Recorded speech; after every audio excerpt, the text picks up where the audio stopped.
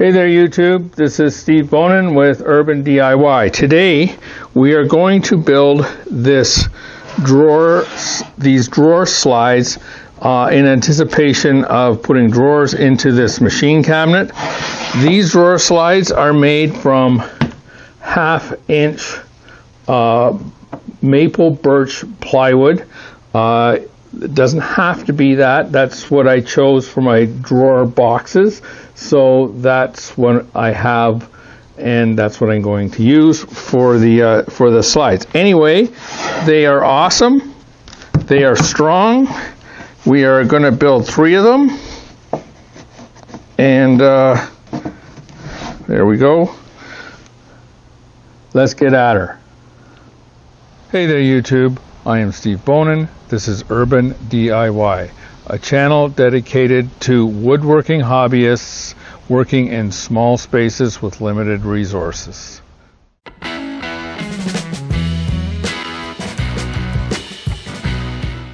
YouTube, this is the first in a series of videos where we are going to build some drawers for the machine stand. So I'm just going to bring the machine stand out and we're going to have a look at it.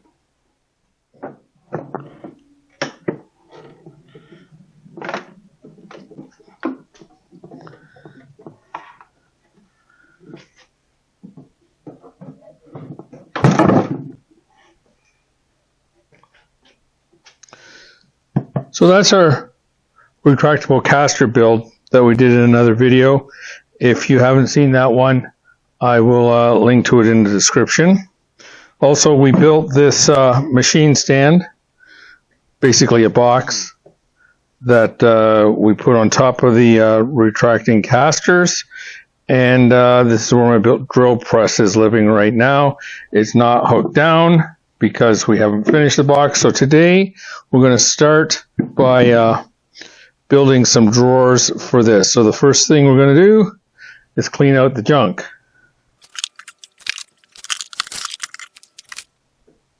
It was really nice not having all that junk up on my workbench, but I guess to get this done and to be able to even store more junk in there, we're going to have to live with it for a few days.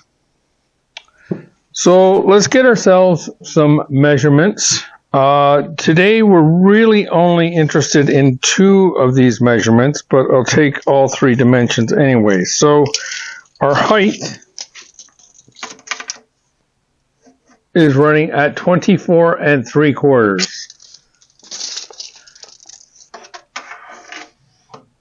Our depth is running at 17 1/4.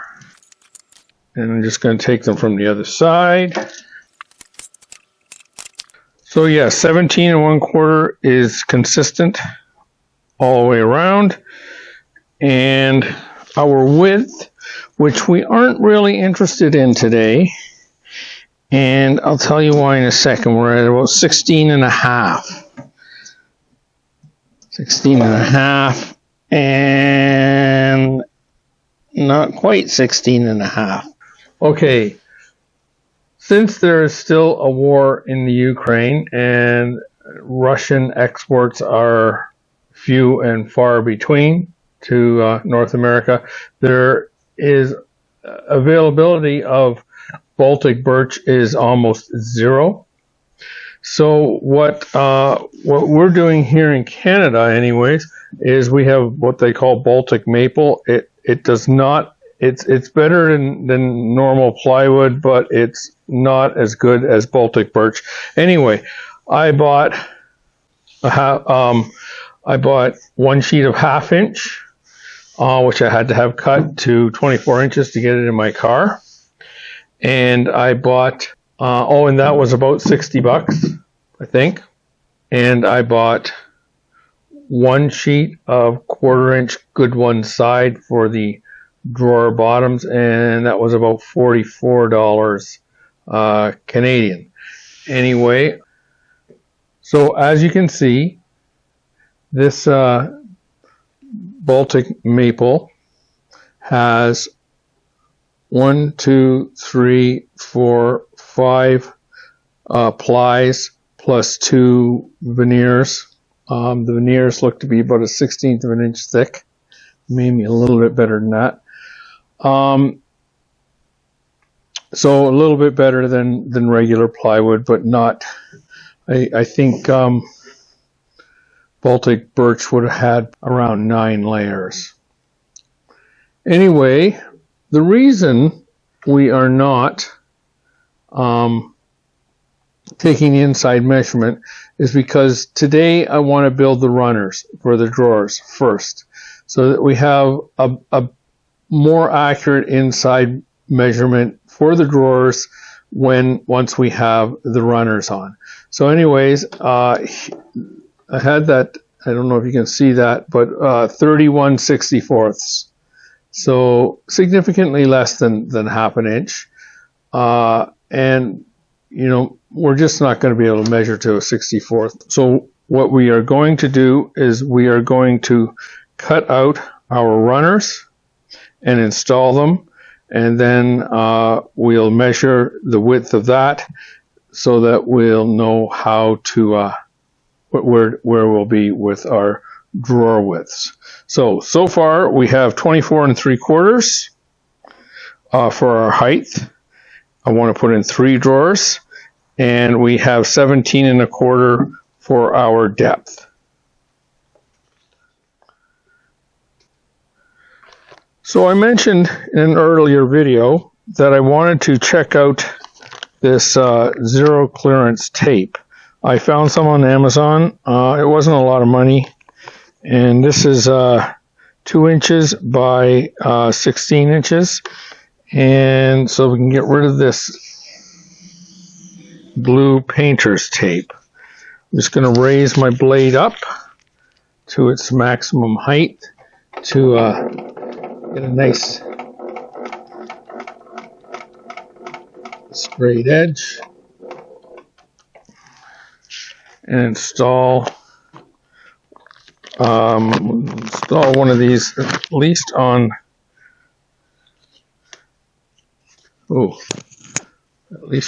this side. That is bright.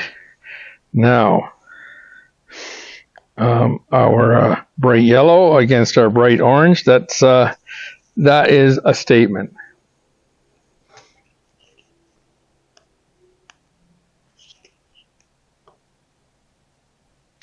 This does not come with any instructions, so I'm just going to stick it down and probably yeah, you know what, I should have cut it first. So let's just get her here. Wow, that is sticky. So we're going to raise that up, and we're going to use there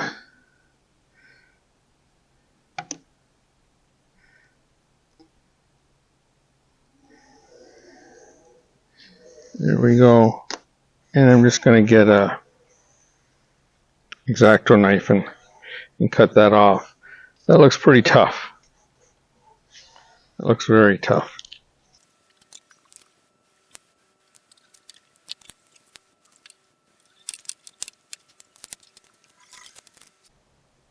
Well, I can tell you by just having to cut this with an X-Acto knife, this is very tough. That was a lot faster and a lot easier than making a zero clearance throat plate for the saw. Now, the other side of that is the leading edge is going to present a very small lip to anything that we are pushing through the blade area. And so we have to be cognizant of that when we are doing our cutting.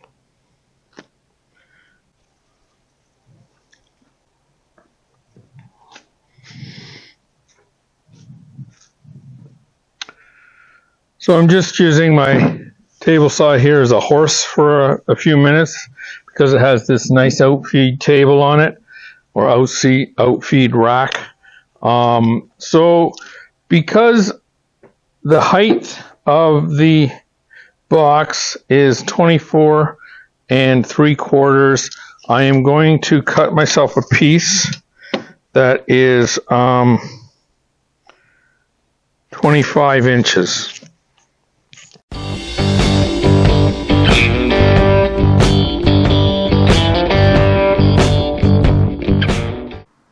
So we're going to cut two pieces at 25 inches and cut it down to our final dimensions on the table saw. Right now we're just going to use the skill saw.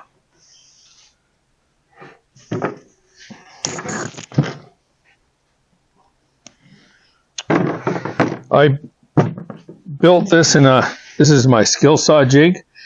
I built this in a different video that has not been published yet.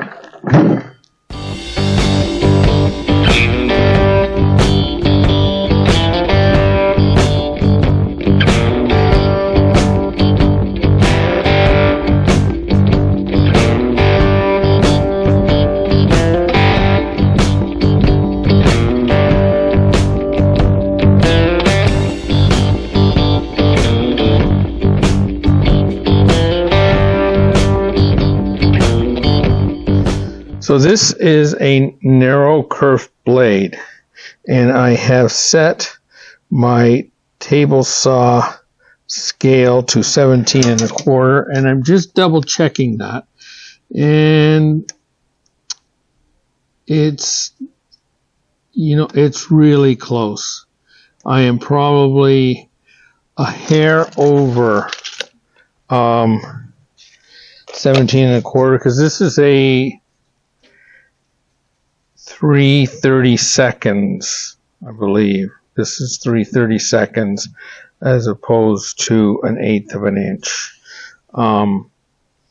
So we're about 32nd of an inch short. And let's go for broke. Oh, turn on my dust collection.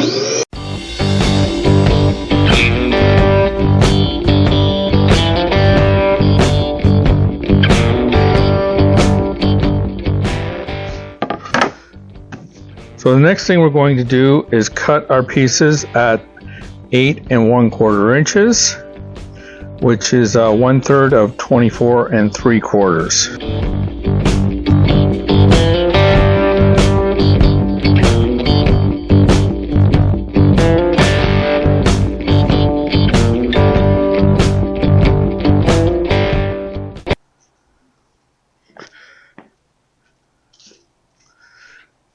So what's happened here is we have two pieces that are short because I did not take enough into account for the kerf. I thought 1/4 inch was going to be enough. I probably should have started out at 25 1/2 instead of 25 inches. Anyway, that will mean we will have to shim the bottom by about that much.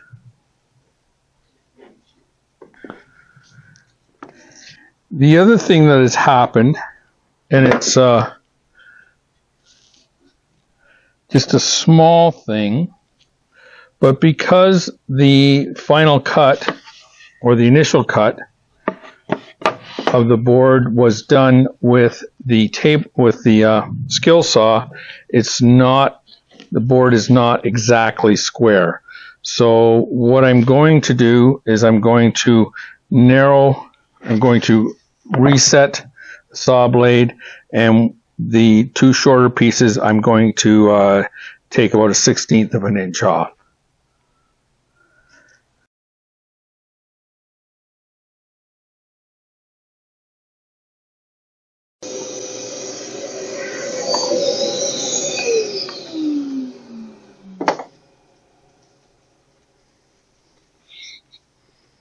So those are exactly the same. And they ended up being 8 1/8 inches. So somewhere along the line, we are going to have to put in an 1/8-inch spacer. So I have divided these into two sets, left-hand set and a right-hand set. And so I'm just testing them. So for length, they are perfect.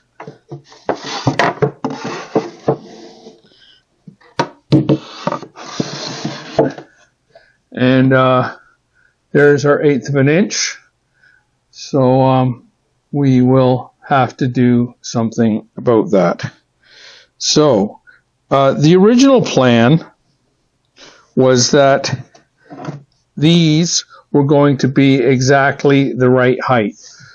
So, and then I was going to cut a certain amount off, probably about 1.5 inches, that would get attached to the drawer side that would run along this. And I was just going to use the kerf of the table saw to be the amount of space required to allow it to move freely.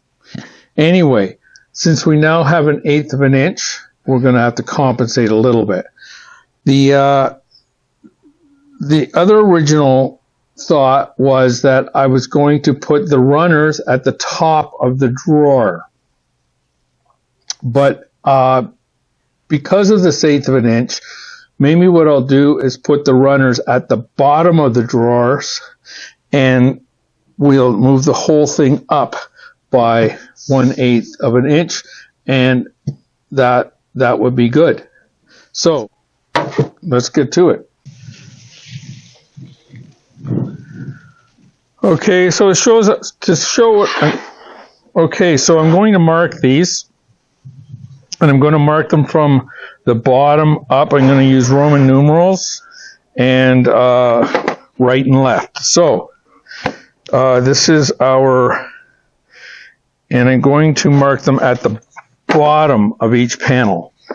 So this is the left side. So this is L1.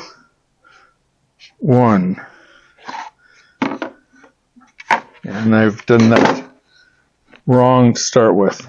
This is the top one. So this is L3,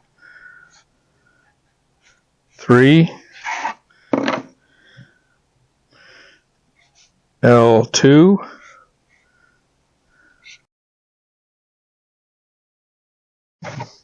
so 1 is at the bottom, R is at the right, L is at the left. So, like I said, these are 8 1/4 inches. And I think let's do our runners at 1.5 inches. I think that looks. No, we'll do them at 2 inches. So let's set up our saw at 2 inches.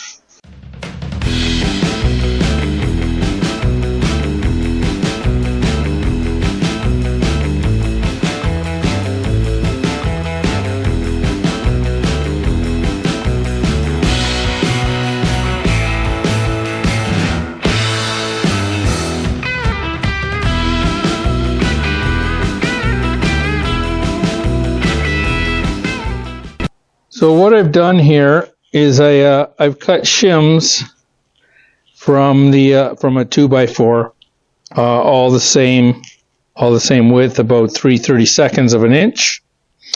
My buddy here, Shadow, is helping me today. He he always wants to help. Anyway, the 3/32 of an inch is too much. Okay, I've looked around the shop, and the tape that I had earlier for the zero clearance seems to be a good choice. So I'm going to try it with 1 layer thick, and I won't bore you with me taking this apart and putting it back together again. I'll just do it and show you the final results. So that seems to be much better. Our sliders are sliding easily. The drawers are not dropping. But what I have noticed is this bottom is not quite fitting. What it is doing is riding on the edge of the pocket screws. So we're going to have to run the drawer slide down the center of the drawer side instead of at the bottom, and that way we can just put a few holes in this and to allow the pocket hole screw heads to just protrude a little bit. I should mention that this is going to add a space, the thickness of one more kerf. So I measured and marked out the bottom pieces and countersunk the holes with a Forstner bit so the screw heads from the pocket hole screws wouldn't interfere with the board any longer.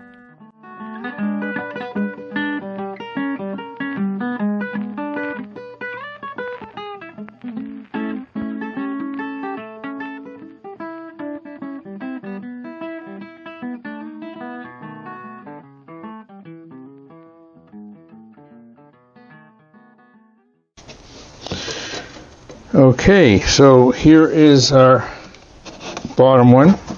It's going to come out like that, and our middle one, and our top one. Okay, so it's just about getting the other side the same. Okay, final thoughts on this build. Lesson number 1, be more accurate with what the kerf of your blade is and how many kerfs you are going to be cutting out of your material. It makes a difference. The concept of having 3 drawers and cutting 3 full-size blocks is not bad. Though if I had to do it again, I probably would have cut the stationary block and the moving block separately so that I could fit it all in tighter and we wouldn't have had this gap in the top.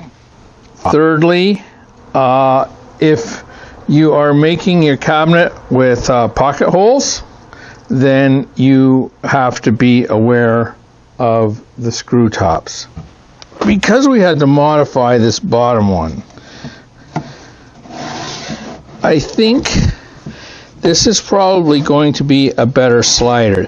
This is going to attach to the drawer about halfway up the drawer side, and I think it's going to offer better support. Time will tell. Once we get the drawer boxes made, we'll know for sure. There are a couple advantages of this system. Number 1, this sheet of a very nice maple birch plywood was around $50 Canadian. And it is going to build all the drawer boxes and the sliders. When you look at ball bearing sliders at $30 a piece Canadian, you can get them cheaper, but at 16 inches, they're about $30 a pair for a decent one. And man, you're talking $30, $60, $90 right there just for sliders. You're at the whole price of all the wood that you bought to do the project. So finding alternate ways. I mean, we didn't have that type of slider till what, the 1980s? So there are all kinds of other ways to do drawer sliders. So this is a much cheaper method, even if you do it out of very expensive wood. You can do it out of good one side or even utility grade plywood, but I thought the sliding action would be better with the additional layers, with the additional plies. Last thing, this drawer system is very forgiving. This is a 3/32 inch kerf stick. If I stick that in here, this drawer slide is still going to work. If I put another 1/8 of an inch, so we are at 3/32 and 4/32, which is 7/32 of an inch. So if we are 7/32 of an inch, we are starting to have some problems, and that's on each side. Now, mind you, the whole drawer will shift, but so if we were 7/32 of an inch out on our drawer widths, so that's almost a 1/4 of an inch. This drawer slide would still work. It would still stay in there from the drawer box when it's attached to the drawer box. So it's a lot more forgiving than ball bearing slides. Anyway, that's it. Join me next time, and we'll get to building the drawer boxes, and we will be using the half method, which is basically rabbits and dados to put our boxes together.